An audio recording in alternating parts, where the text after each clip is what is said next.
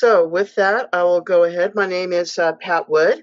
I am with Los Angeles County Public Works, and I am the floodplain manager for the county unincorporated areas, and I was asked to come here tonight to talk about flood risk. So a little bit of background about me is that I'm a native of Los Angeles County, born and raised here. My formative years were in West Los Angeles, but I've lived in all sorts of different places in the county. I now live in the Glendale area, and I've been with Los Angeles County Public Works since I graduated from college in 1985. And my field of work, my career has been in flood protection and water resources. And so, with that, what I'd like to do is to start the presentation.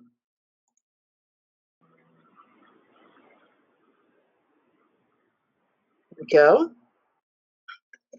And so, again, I am here to give you folks some information about flood risk management efforts in Los Angeles County and answer some questions that have been posed by your organization. Now, Public Works oversees the county's flood risk management efforts. The Director of Public Works is the Chief Engineer for the Los Angeles County Flood Control District. The county's Board of Supervisors acts as the Los Angeles County Flood Control District's Board of Directors. So here are the questions that we've been given from your organization, at least that was given to me from your organization. How does LA County do flood control?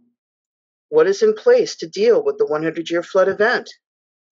Specifically, how does Los Angeles County respond to the 2023 UC Irvine flood study, which said that the 100-year flood could impact up to 1 million people in and around Los Angeles, that the 100-year flood is 30 times more than previously estimated, and that Black communities are especially affected? And then the last question is, how can we work together? So here are the topics that I'll be going over to answer your questions. I'm going to go about Los Angeles County, stormwater management system in Los Angeles County, flood facility design standards, stormwater management limitations, understanding the UC Irvine study hydrologic model, climate change, and working together. So here's some LA County facts. Los Angeles County is made up of the mainland, Santa Catalina Island, and San Clemente Island. That's the guy down here, which is a U.S. Navy station. Only 10 states are more populous than Los Angeles County, and no county has as many cities than LA County has. LA County also has a wide variety of geographical features and multiple microclimates. Now, Los Angeles County has always had weather extremes, and with that comes the flood and drought cycle. You have rains that result in vegetation sprouting, dry seasons and droughts that dry out the vegetation. The dry vegetation is then susceptible to wildfires, and intense rainfall events on burned watersheds result in large debris flows. And yes, it does rain in Los Angeles County, as we've seen during the last couple of years. Folks forget about this during our region's long dry spells.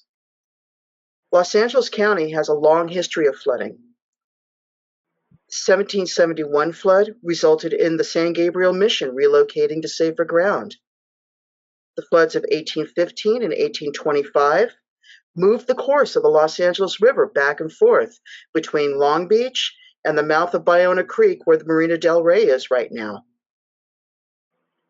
The 1862 flood was the largest flood in state history, over 40 days of rain, and this was followed by a drought that lasted to 1868.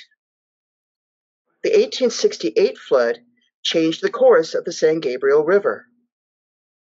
The 1880s were a wet decade with several floods in 1884, 1886, and 1889. During the course of these floods, the San Gabriel River changed course, and people started thinking about flood protection.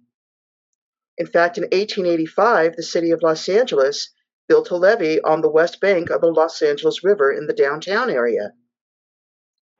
The county engaged two teams, one in the early 1890s to study the lower Los Angeles River, the Rio Hondo, and the San Gabriel River, and another team in the late 1890s to focus on the San Gabriel River. Both teams produced reports with recommendations. However, a long drought period followed the 1880s and public interest waned. There was a big expansion of agriculture and industry that resulted in population boom. In 1880, Los Angeles County had 33,000 people. 11,000 of those were in the city of Los Angeles. The population increased by 1890 to 101,000 people, 50,000 of them in the city of Los Angeles. By 1914, the county was home to 790,000 people. Over 319,000 were in the city of Los Angeles. The 1910 flood ended the long drought. Community officials in Los Angeles County started thinking about flood control, but efforts were uncoordinated. 7 local flood protection districts formed between 1911 and 1913. These efforts were uncoordinated. Channel stabilization was piecemeal. Now, the county hired former Los Angeles City engineer Frank Olmsted in 1911 to address the San Gabriel River watershed flooding issues. His 1913 plan called for measures including a rock dam in San Gabriel Canyon to capture water for reuse, spreading water in the gravelly valley areas for groundwater replenishment, establishing permanent courses for the Rio Hondo and the San Gabriel River, and a diversion channel to divert the Los Angeles River and Rio Hondo to the San Gabriel River to protect the Los Angeles harbor. The county sought but was unsuccessful in getting federal help for these endeavors. The 1914 flood caused enough damage and harmed enough people to result in the public demanding county action. The February storm had over 3 inches of rain in the valleys and the coast, and over 20 inches in the mountains over just a 4-day period. 4 million cubic yards of sediment deposited in the Los Angeles and Long Beach harbors. There was widespread, costly damage amounting to $10 million, which would be over $300 million today. Over 50 people were killed, and this was when the county population was less than 800,000 people.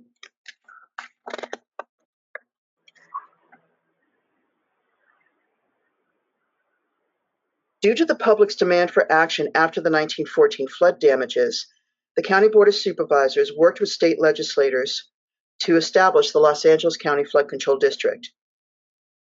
The county district was formed in 1915. It was the first regional flood control district in California. It's a separate legal entity from the County of Los Angeles, and it's given the power to issue bonds. It started off being supported with property taxes, and later on in the history of the district, property assessments were also added to the revenue stream. Left out of the Los Angeles County Flood Control District were the areas of Catalina Island, because it was privately owned at the time, San Clemente Island, because it was a naval station, and the north part of the county, because it was sparsely populated, and the authorities had wanted to avoid the 2/3 vote requirement for bonds that would have been in place if the district's boundaries were the same as the county's boundaries. In recognition of the region's flood drought cycle, the district was given a dual mission.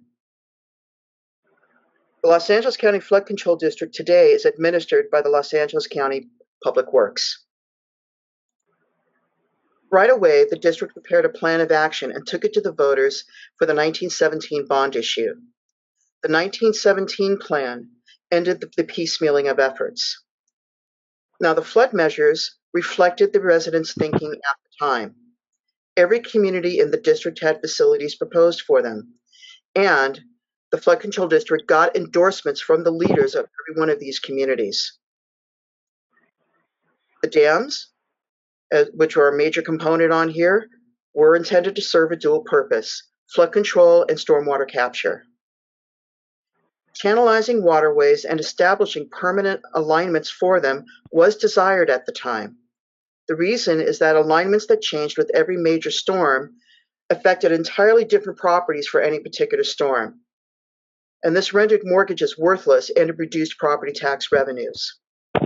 Also, something to keep in mind, a lot of the land being protected was agricultural land. Protecting the ports involved moving the Los Angeles River outlet away from the ports and to its current location in downtown Long Beach, and dredging 7 million cubic yards from the harbor. The efforts in the harbor and the Los Angeles River was a joint effort of the Flood Control District and the Army Corps of Engineers. At this time, it should be noted that there was not yet a defined 100-year flood. After World War I, there was another population boom in Los Angeles County. There was a lot of urbanization, and this increased runoff, which was seen in the storms of the 1920s. Also during this time, crops continued to be lost due to flooding. With more people came an increased demand for water. So in the late 1920s, the Flood Control District started a more comprehensive plan to build upon the early flood control efforts and to dial in water conservation. The plan had 7 principles, reflecting the residents' thinking at the time. You can't determine and protect against the largest possible flood. It's economically feasible to provide flood protection for a 50-year flood. Flood channels can be reduced by building retention facilities.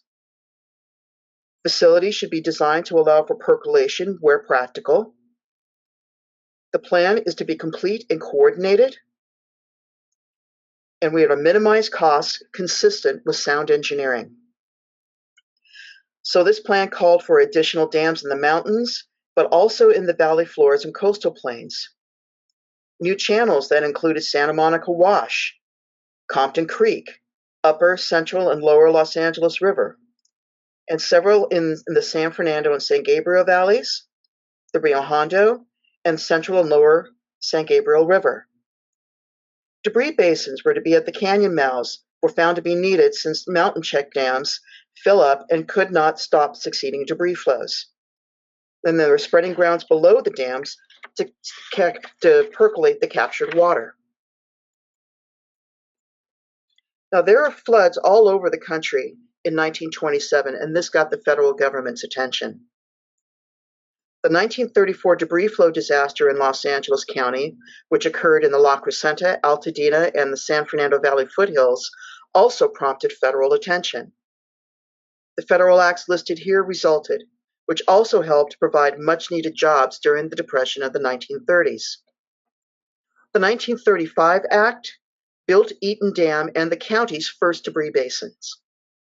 The 1936 Act was the first nationwide effort on flood control. The Flood Control District's comprehensive plan was instrumental in getting federal flood control monies to the region. The Army Corps of Engineers looked at the comprehensive plan, liked what it saw, and recommended some changes, which resulted in the 1935 comprehensive plan. So the Corps has basically followed the plan, but with design modifications to increase cost efficiency. The severe storms of 1938 and 1943 resulted in the public urging the Corps to ramp up construction, especially along the Los Angeles River. The Corps' Los Angeles County Drainage Area Program built a large array of facilities. The Corps designed and built the facilities, and the Flood Control District provided the rights-of-way, paid for crossing adjustments, and took over operation and maintenance of the finished facilities. However, some facilities and their lands stayed with the Army Corps due to a 1938 Act that was passed after the 1938 flood. So as a result, Lopez, Hanson, Sepulveda, Santa Fe, and Whittier Narrows dams and flood control basins, along with channel reaches located along the Los Angeles River, San Gabriel River, Ballona Creek, and a few tributaries remained under the Corps' operation and ownership. By the end of the 1960s, the Corps program built a total in Los Angeles County 5 major flood control basins, 32 debris basins, 93 miles of main channel, and 147 miles of tributary channels, and 316 bridges were reconstructed. Now, the flood control district started off in the business of major regional scale facilities like dams and channels. Local drainage was left to local entities and a few drainage improvement districts to address. World War II produced another population boom, resulting in further conversion of agricultural land to urbanization. In 1930, the population of Los Angeles County was 2.2 million, 1.2 million in the city of Los Angeles. By 1940, the county's population grew to 2.8 million, with 1.5 million in the city of Los Angeles. By 1950, the county was home to 4.2 million people, with 2 million in the city of Los Angeles. By 1970, the population grew to 7 million people in Los Angeles County and 2.8 million in the city of Los Angeles. Now, despite dams and channels, neighborhoods all over the flood control district were still getting impacted by floods, especially in 1952, 1958, 1964, and 1969. Water just couldn't get to the channels fast enough without causing widespread flooding of neighborhoods and business areas along the way. So the Flood Control District undertook construction of storm drain systems all over the district with monies from bond issues passed by the voters in 1952, 1958, 1964, and 1970. The Flood Control District saw that more was needed to be done for debris mitigation. By the 1950s, there was some data collected that could be used to develop a comprehensive plan for debris control. The 1959 plan called for measures in 35 watersheds in the San Gabriel Mountains. Here's one of the several maps of the proposed debris structures. These structures consisted of crib dams to slow down erosive flows and debris basins. Here you see what debris basins can do. Pictured here is Pickens Canyon Debris Basin in La Crescenta. It was one of the first debris basins to be constructed in Los Angeles County. The photo here is in the aftermath of a storm that occurred either in late 2009 or early 2010 that was over an area that had been burned by the 2009 station fire. Crib dams were built in partnership with the U.S. Forest Service. The Forest Service maintains those in the Angeles National Forest, and the Flood Control District maintains those that are below the Angeles Forest boundary.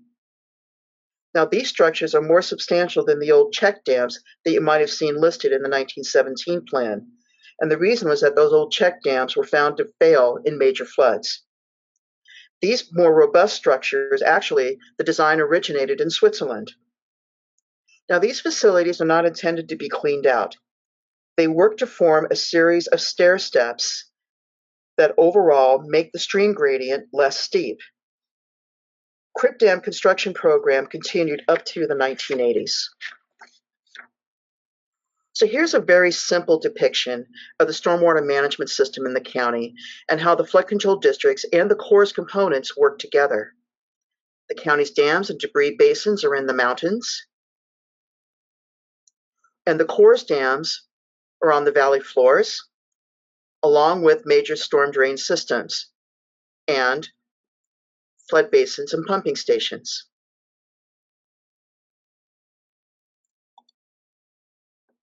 Flood design standards for flood functions on the federal side. Now, historically, the Corps would pick a design flood that would provide reasonable protection for assets already existing at the time of design. The federal 100-year flood was established in the 1970s with the National Flood Insurance Program, but it became for many entities a default standard for flood facility design. Now, this was determined based on historical annual peak flow rates collected at stream flow gauging stations and flood frequency analysis of the data collected. By using annual peak flow rates and historical floods, this does not account for future development potential. The FEMA 100-year flood that's used for its flood insurance rate maps is slightly different from the Corps' 100-year flood. Both agencies use the same models, but their selection of parameters, calibration, and verification with stream gauge records are slightly different. Let's take the Los Angeles River as an example. The Upper Los Angeles River, which was completed during the 1940s, long before the establishment of the 100-year flood metric. The alignment was based on the Flood Control District's 1930s comprehensive plan. The design capacity was based on the 1943 flood, a flood that occurred at a time when large portions of the watershed were still agricultural. The post-World War II population boom and the need for housing triggered urbanization of agricultural lands, which in turn increased runoff coming to the Los Angeles River. Evaluations by the Corps in the late 1980s determined that there was an insufficient benefit-cost ratio for capacity upgrades to the Upper LA River. The Lower Los Angeles River, its construction was completed in the 1960s, and then it was upgraded about 25 years ago in the reaches below the Rio Hondo confluence. The alignment of the Lower Los Angeles River is based, once again, on the Flood Control District's 1930s era comprehensive plan. The LACTA 2000 project increased the capacity of the Lower Los Angeles River below Rio Hondo to the 133-year flood to maximize benefit of federal dollars.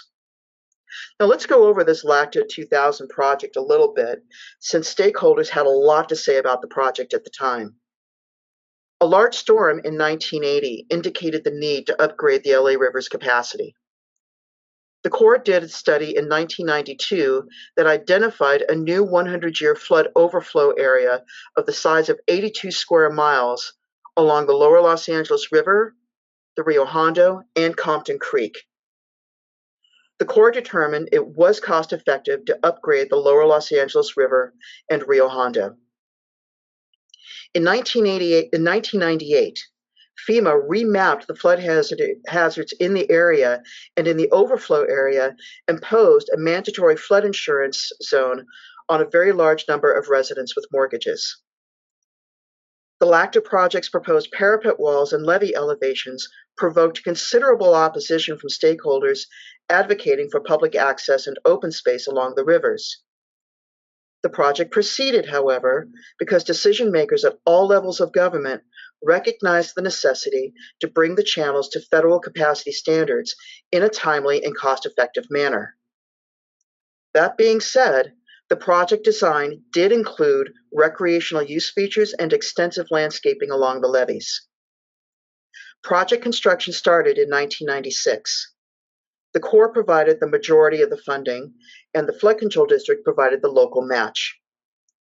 Funding for the project was at first limited. However, the Corps provided additional funding when FEMA remapped the overflow area that had been identified by the Corps' 1992 study into that special flood hazard area.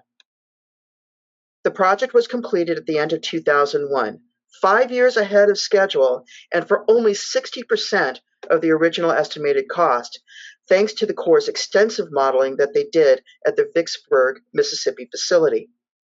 So the total cost ended up being $220 million. The federal cost share was $165 million, the state cost share $41 million, and the Flood Control District cost share $14 million. The results? FEMA lifted the flood insurance requirement as the LACTA project reaches were completed. The only area, and that's in the southwest corner down on here, which was already mapped as a special flood hazard area prior to the Corps' 1992 study, remained a special flood hazard area. Los Angeles County's flood control standards. Public Works, formed in 1985, adopted the county's flood control standards in 1990, but it had always been a standard with the Flood Control District. Standards are based on what can be reasonably tolerated and economically justified. It's based on rainfall frequency, not runoff frequency. This means the data is not influenced by development in the watershed, which makes it easier to hydrologically model different development scenarios. And Los Angeles County has a vast rainfall gauge network. Design takes reasonably expected future development potential into account. The capital flood is used for the design of regional facilities. This is where consequences and damages from flooding can be widespread and/or significant. Examples of facilities are dams, debris basins, channels, detention basins, and pump stations that drain large watersheds.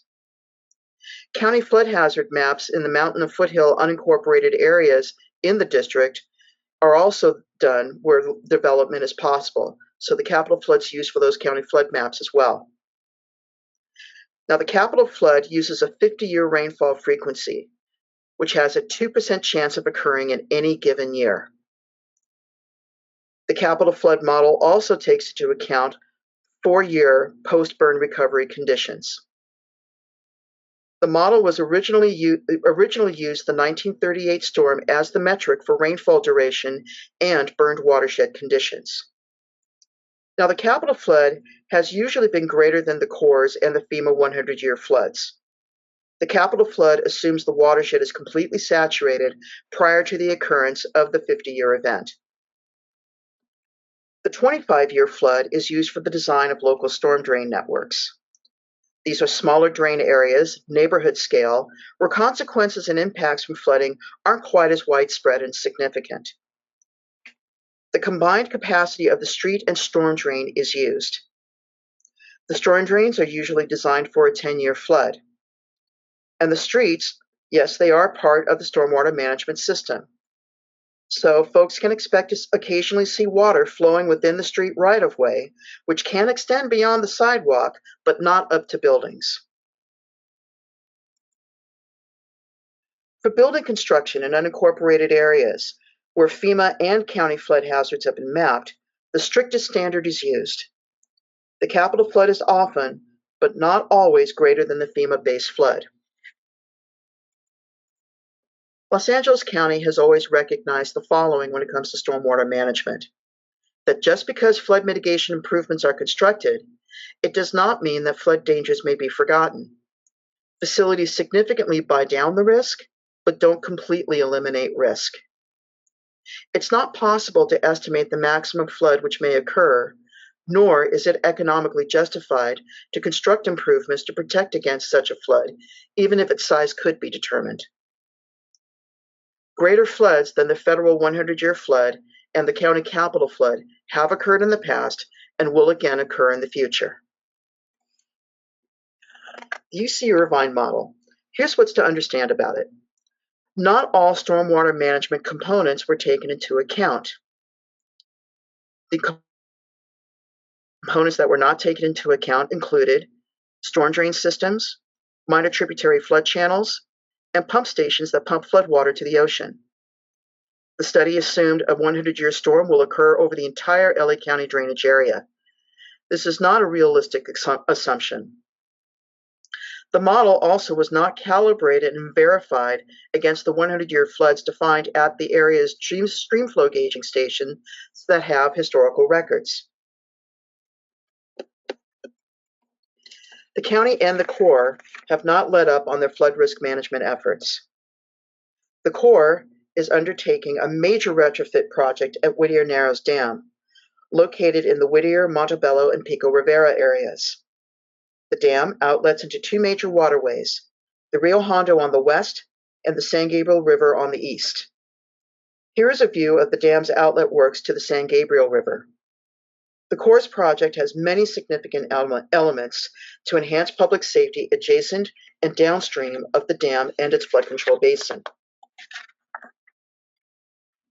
Los Angeles County is also in the midst of a program to retrofit its dams.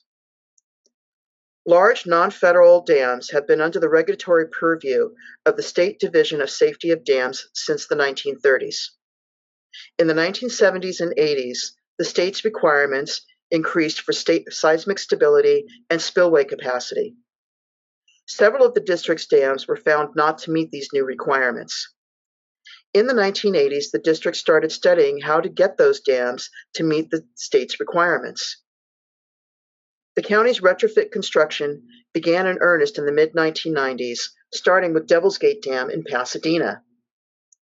The Flood Control District also incorporated into its program refurbishment of aging valves and outlet tunnels, and at some facilities, new valves altogether.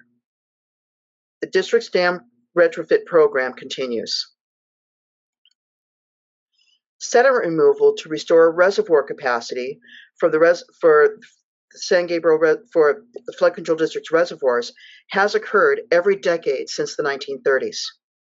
Two methods are used for removing sediment: sluicing and dry excavation. Sediment removal has become more difficult over time, not only with regulatory restrictions, but also with long-held sediment placement sites filling up. There's also been stakeholder opposition for capacity restoration projects. There's a lot of opposition stemming from haul routes from the foothills through neighborhoods to the pits and the valleys. Also, restoration projects being in the viewshed of residents and recreational users. Sediment removal has become expensive with the addition of measures to address stakeholders' concerns. We recognize that the climate is changing. Designs of channels and drains that outlet to the ocean are based on sea level. So, the higher the mean sea level, the higher the water surface levels and the less flood flow capacity will be in those outletting facilities. And this is going to impact all the drain systems that connect to those facilities. Years of less than half the average rainfall are occurring more often. 5 years out of the last 20, 4 during the last 10. When storms do arrive, they often dump greater amounts of rainfall. The Los Angeles region's highest rainfall year on record occurred during the last 20 years. The last 2 storm seasons have seen the most rainfall in a 2-year period in over 150 years of rainfall records. Over the last 2 years, over 100 inches of rainfall have occurred at Cogswell Dam up in the San Gabriel Mountains. Multiple dry years dry out the vegetation, creating fuel for fires. And then storms over those burned areas result in debris flows. We have found that areas that used to burn every 30 years, we're now seeing are burning every 10 years. So what's the federal entities doing about this? Well, the Federal Flood Risk Management Standard is now required due to a 2021 executive order by President Biden.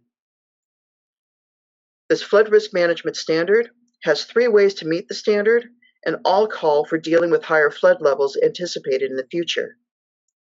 Federal agencies are in the process right now of figuring out how to implement the new standard. FEMA's Technical Mapping Advisory Council, or TMAC for short, also recently made some recommendations.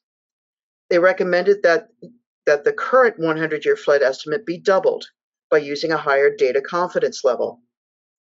This means that more property owners would get mapped into mandatory flood insurance zones, including those that are in underserved neighborhoods. They also recommended the creation of a new flood-prone area zone to estimate the future extent of the 100-year flood due to climate change and require that zone be used for regulating development now. This would lead to stricter building standards, which would increase upfront building costs.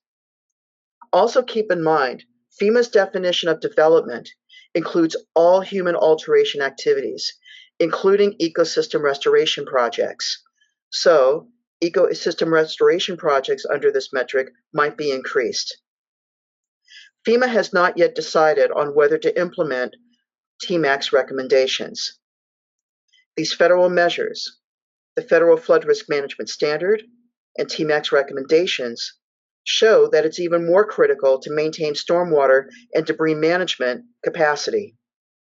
Also note that the FEMA's National Flood Insurance Program regulations require maintenance of watercourse capacity. Los Angeles County is looking at impacts of climate change on the Capitol flood due to the projected rise of temperatures. The county partnered with UCLA to identify temperature rise scenarios for the LA region. The county is now looking at how to apply the results of that study to its Capitol flood hydrology model. The anticipated impacts of climate change only makes the maintenance of flood facilities more critical, especially for areas with disadvantaged residents who have the least means to recover from flood damage. The last two storm seasons have seen the most rainfall in a 2-year period in over 150 years of rainfall records, and yet no major flooding has occurred in the Los Angeles County Flood Control District area at this time. Over this period, the district was able to capture over 980,000 acre-feet of stormwater, which is enough to supply almost 8 million people for 1 year. So the last question is how to work together. So I would say support facility maintenance and management of stormwater use. Los Angeles County has almost 10 million residents and a severe shortage of housing. And we can't afford to lose any housing to flooding. Many neighborhoods have been long established, and so a case can be made that they have a right to exist. Some of these neighborhoods predate the Angeles National Forest and the Flood Control District. There's also a lot of neighborhoods that predate the conservancy lands that were formed in the 1970s and afterwards. Those conservancy lands moved up to and into already established neighborhoods. For watercourse or facility modification projects, support only those that maintain or enhance stormwater management capacity and flood risk reduction. Why? Flooding of neighborhoods does not benefit the environment. Flooding has adverse impacts on water quality, on habitat, and on housing and service impact, and also on housing and services. What I've just mentioned here is consistent with the LA River Master Plan's flood risk actions and goals. Also keep in mind that temporary inconvenience is going to be necessary occasionally to lessen the even greater inconvenience of flood damages and suffering. So for facilities with multiple uses inserted into them, there are going to be parks and trails and flood reservoirs, basins, and channels that will occasionally get flooded when the facilities perform the stormwater management function. These same parks and trails may occasionally need to be temporarily closed to enable maintenance activities. All areas, all stakeholder groups have to be mindful of each other's needs and well-being and support each other. All groups have to depend on the kindness and tolerance from others. Individuals also have responsibilities to reduce their flood risk. The first step is to know your risk. Public Works' flood zone determination website can be reached through the Water for LA County website's flood preparation webpage. This flood zone determination website can identify the FEMA flood zones and mapped county floodways on every property in Los Angeles County.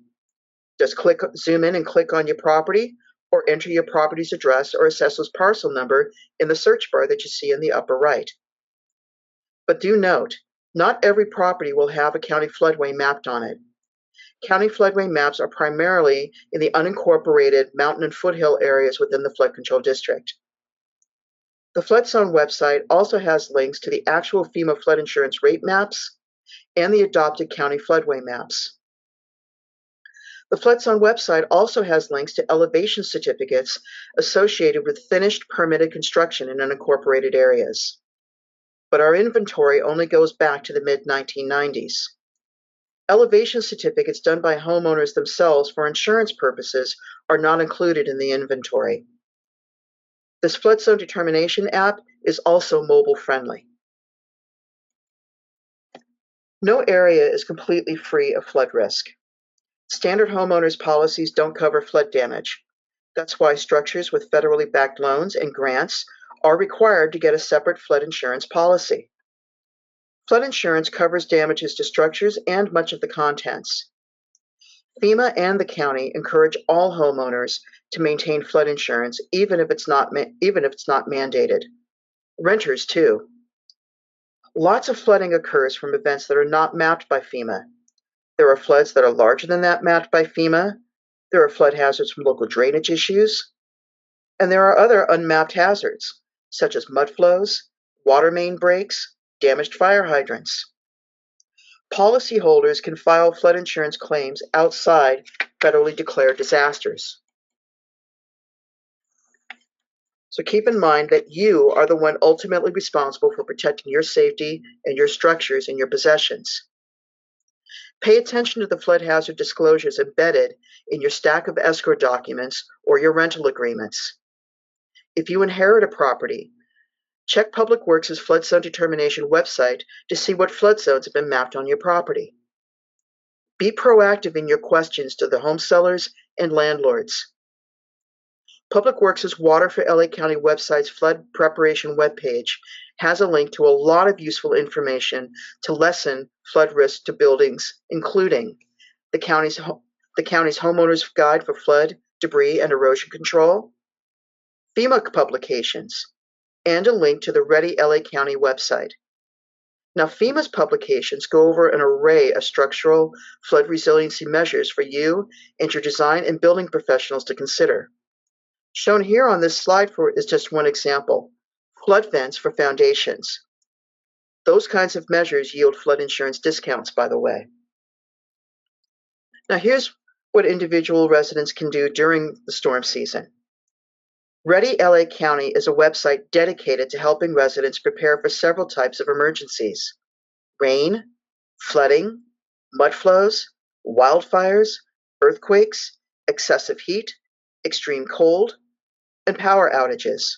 The key is to prepare for the worst and hope for the best. Thank you very much for sitting through this presentation. Now it's time for some questions, and here's my contact information.